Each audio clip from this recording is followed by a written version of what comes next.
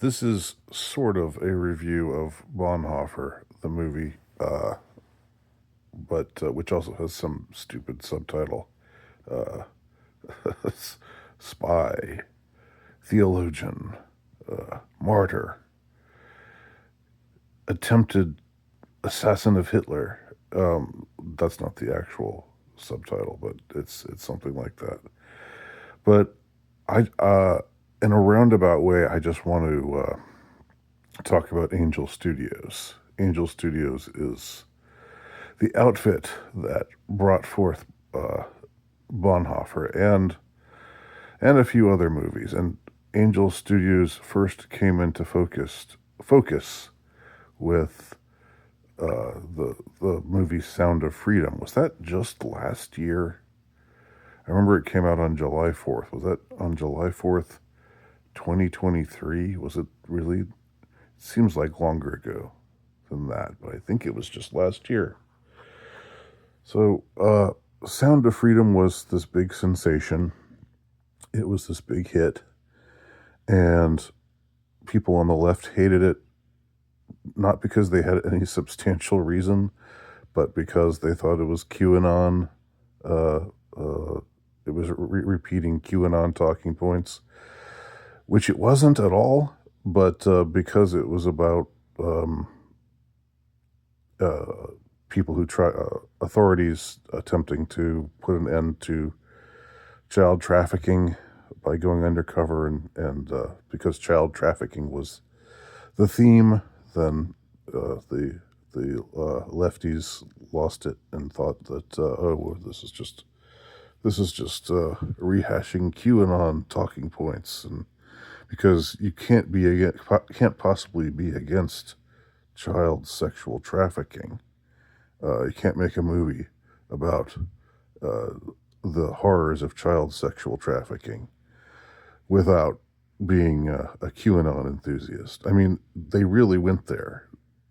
They honestly really went there.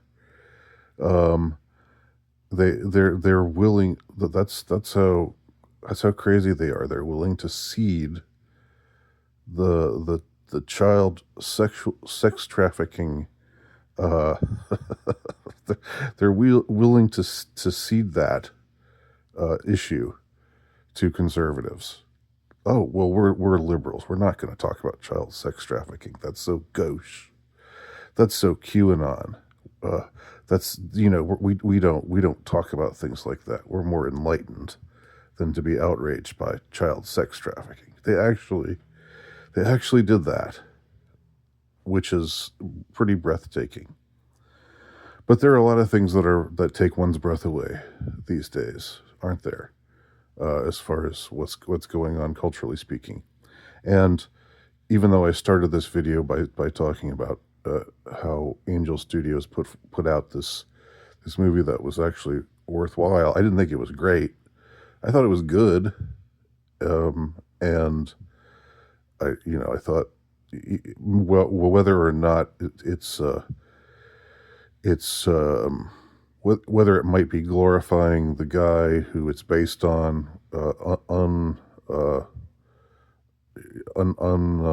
deservedly is a different question, which I don't know the answer to. I heard some people saying he never really, when the movie portrays him going out into into the field and doing all this undercover stuff, and he never did anything like that, and he really wasn't a great guy, and for this reason and that reason. And I don't know.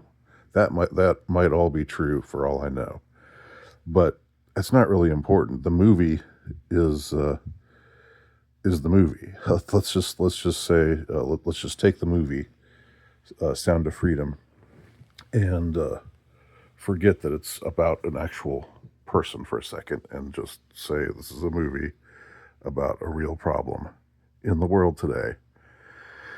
Um, and in that sense, I thought it was a fairly engrossing, let's just say,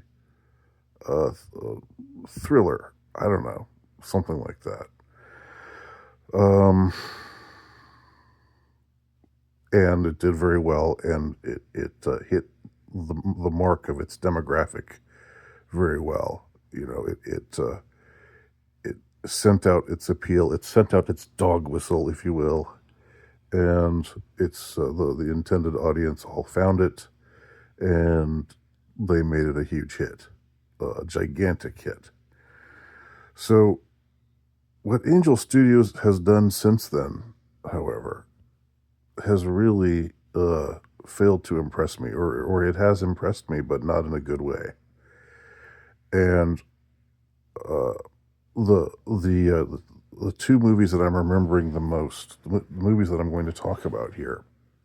I want to keep this fairly short. I don't want to ramble too long about this. I want to ramble, but not for too long. But last year they put out a movie that I can't remember the title of, but it's about a Catholic nun who was a saint, who it was from Italy and went to America and worked with the poor and the poorest of the poor in New York, and fed them and helped them find housing, and helped them be treated humanely, and so forth. So when Angel Studios made the movie about this lady, who was, I think, a great person. I mean, a saint. Um, but when they made that movie, it, I remember thinking, and I went to see it. I remember thinking, this seems like it's really, really pandering to uh, things that the contemporary left gets hot and bothered about. This seems to be really pandering to liberals a lot, a hell of a lot. It showed this woman, this Catholic nun, just being absolutely condescended to and not taken seriously, and being harshly persecuted by the patriarchy. Men were all saying, "Who is this woman? Why is she interfering in our affairs? You need to go away, woman. Stick to your own. Stick to the kind of thing. Stick to woman's work. Don't do what you're doing. You're getting, this is above your pay grade. You silly woman." This is how they portray nearly just about all the men in that movie, and I'm not kidding. Go and see it yourself. See it yourself. Even though I'm not, even though I don't remember the title, find out what the title is and see it yourself, and see if I'm kidding. I mean, I think there was a newspaper reporter for the New York Times who was portrayed positively, and I think the Pope was actually, because the Pope was the one who had to ultimately approve of her going to America, because her immediate supervisors wanted her to stay in Italy and just stay in her lane. But so the Pope was sort of portrayed semi positively, but every other man, all the priests, and all of the businessmen, and everybody that she meets up with is, they all just think, who is this? Who is this pest? And so you think, wow, what a feminist heroine. And so this is, trying really hard to pander to feminists, and also to pander to those who are saying, oh, things are just anti-immigrant. Sentiment has just gotten out of hand. There's so many people who think that illegal immigrants shouldn't be here and need to be deported, and that's so outrageous that they would think that.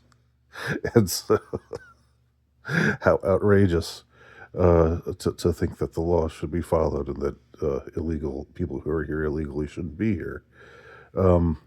So the movie also panders hard to those who say, "Oh well, if you're against immigrants, if you're against illegal immigration, if you think illegal immigration should be stopped, you're basically racist." So it shows the Anglo-Saxon elites who are all hating on these poor.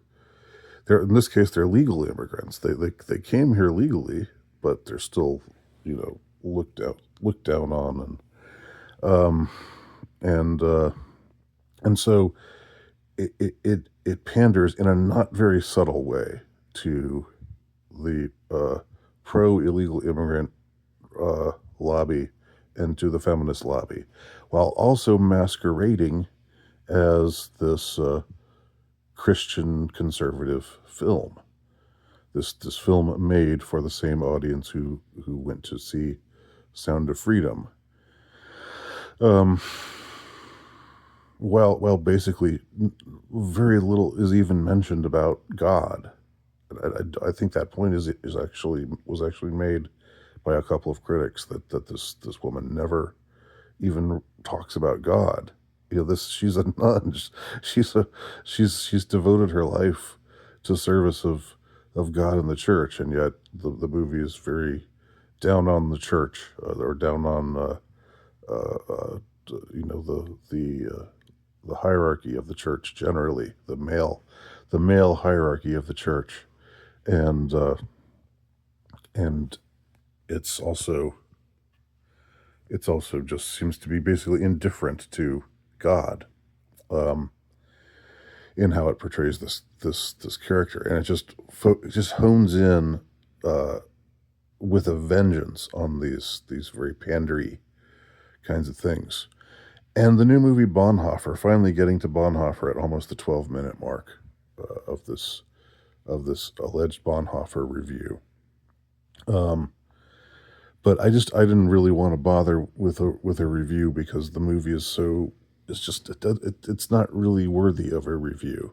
Um, it's just tiresome. It's just it's just it very much is in the same lines, or along the same lines as the movie I just talked about, um, whose title I don't remember, but which I will look up as soon as I finish recording this video. Um, it, it it it it looks great. It has the costumes are great. The set pieces are great. Um, I'm sure that it was done on much more of a budget than the typical Hollywood movie. Um, and so as far as that goes, it's nice, and the actor who plays Bonhoeffer has a striking look about him, and he's very I don't know, very rabidly sincere. he, he's very earnest. He's very passionate, um, but he doesn't really get a chance to give a great performance because the script doesn't give him much to work with, and doesn't give anybody else very much to work with. It's an extremely, just looking at it aesthetically, it's just a very poorly written movie. It, it's it's it's so chock full of platitudes, and the dialogue is so heavy with leaden righteousness, and it just again it virtue signals to the max. Now, uh, again, this movie is based on on an interesting and probably great person. Um, from the things I've read about Dietrich Bonhoeffer, he was a man of great faith and admirable courage. Um, but but again, the movie can't seem to stop from pandering to present day liberal sensibilities, because we have now it's a biographical fact that Dietrich Bonhoeffer studied at Union Theological Seminary. He went to New York, and then got interested in jazz. Had some black friends, and they got interested in the jazz music scene in Harlem. I mean, that's true. So I don't blame the movie for actually being partly about that part of his life. but of course the movie takes every opportunity to just to say, oh, he thinks that his European heritage is just so silly and ridiculous, and it's these blacks from Harlem with their jazz music that really know the right way to live and that really know the right way to worship and so forth and so on. And so it goes so hard on that front. It even and they even have scenes that can't possibly be biographical. And I looked it up, and it's not.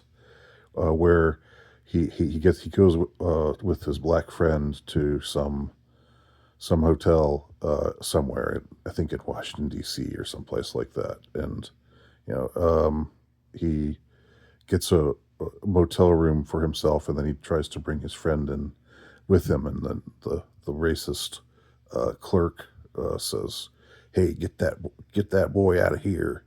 We don't serve your type here," and then spits on him and takes out a shotgun. And it's just a and then head, hits him with the butt of his shotgun, gives him a bruise on his face. I mean, it's just so uh, it's just it's like something out of A Time to Kill from from the '90s. It's so ahistorical. Uh, it works so hard to pander to this whites are racist, and uh, and then of course he's gonna see he's gonna see racism, uh, show its ugly face in his own country when the Nazis take over, and and to get this, and this is where I think it really goes. This is where I have to kind of this is what makes me raise my meager eyebrows, and shake my meager head. Uh, this is a movie that portrays a man who is uh, in on a plot to kill a murderous, racist dictator. And this movie comes out when Trump is about to be president again.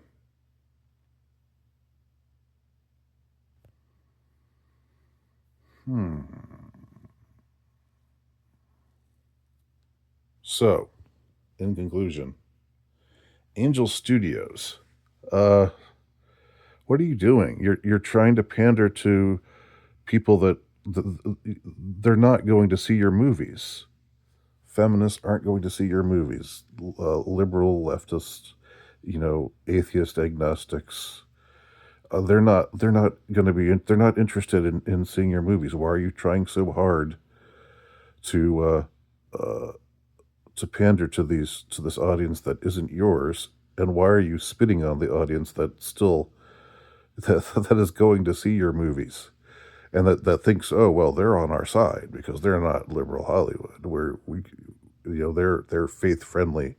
They make faith friendly, family friendly movies. So we shouldn't criticize them. And I'm sure nobody's going to criticize Bonhoeffer because it's so righteous, quote unquote. Nobody's going to have the guts to say the things that I just said. Uh, I mean, when I say nobody, I don't mean literally nobody, but it basically isn't going to happen. So I just have to wonder what their strategy is, what their plan is, and what they're really all about. Angel Studios, that is. And that's my pseudo review of Bonhoeffer, Tinker, Sailor, Spy, Theologian.